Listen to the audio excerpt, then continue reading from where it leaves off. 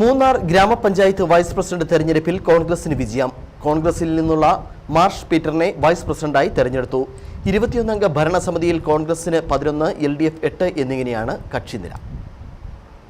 കഴിഞ്ഞ 25-നാണ് LDF-ൽ നിന്ന് കൂറുമാറി കോൺഗ്രസിലെത്തി മൂന്നാർ പഞ്ചായത്ത് വൈസ് പ്രസിഡന്റായ വി ബാലചന്ദ്രനെ തെരഞ്ഞെടുപ്പ് കമ്മീഷൻ കൂറുമാറ്റ നിരോധന നിയമപ്രകാരം അയോഗ്യനാക്കിയത്.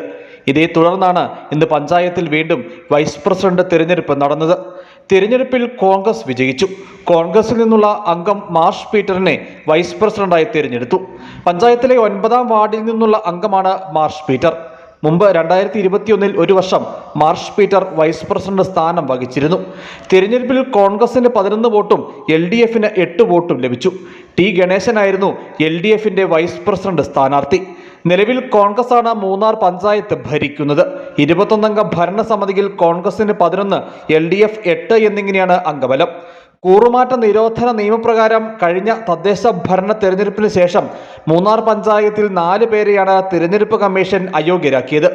കോൺഗ്രസിൽ നിന്നും LDF-നൊപ്പം ചേർന്ന് പ്രസിഡന്റ്, വൈസ് പ്രസിഡന്റ് സ്ഥാനങ്ങൾ വഹിച്ചിരുന്ന R പ്രവീണ, M രാജേന്ദ്രൻ, CPI-യിൽ നിന്നും കോൺഗ്രസിലെത്തിയ തങ്കമൊഴി, CPM-ൽ നിന്നും കോൺഗ്രസിലെത്തി വൈസ് പ്രസിഡന്റായ ബാലചന്ദ്രൻ എന്നിവരാണ് അയോഗ്യരായത്.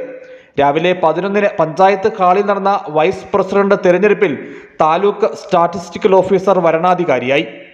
News bureau, Adimali.